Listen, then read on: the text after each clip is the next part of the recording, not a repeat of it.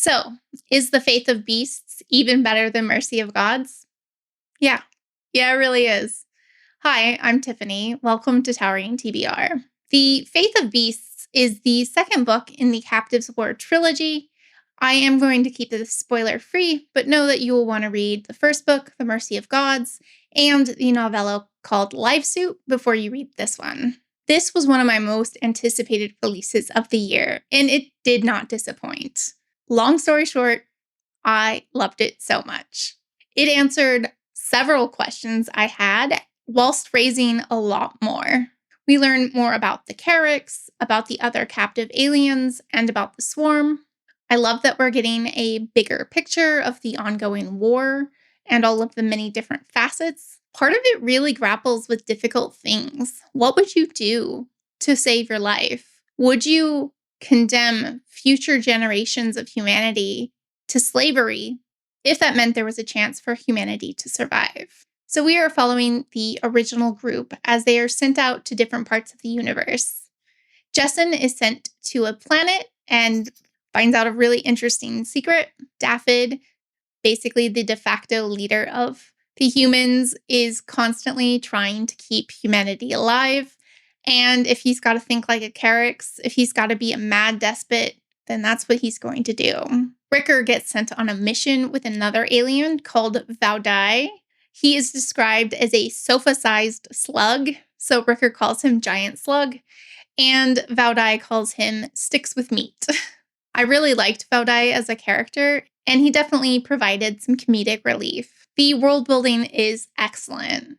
At the beginning of many of the chapters, we get an excerpt from folklore, and once you finally understand why it's there, the world becomes even more realized. We learn more about the history of the Carricks and its social hierarchy.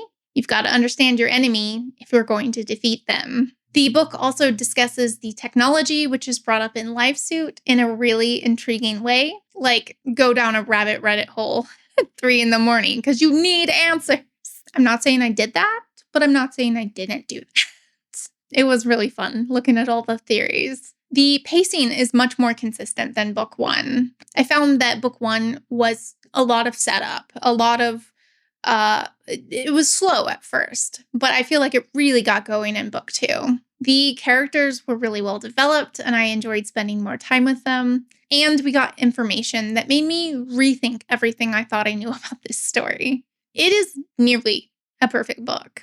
In fact, my only gripe is that sometimes James S.A. Corey will stick with a phrase or a sentence and use it multiple times, which can kind of get repetitive. In this book, it didn't mean anything unless it did. It's like, that's not really saying anything. It's actually kind of a running joke on the Captives War subreddit that James S.A. Corey in certain books will reuse phrases. And the two I saw were an amiable smile and fear that tasted like copper. And those are repeated in the Expanse books quite a bit.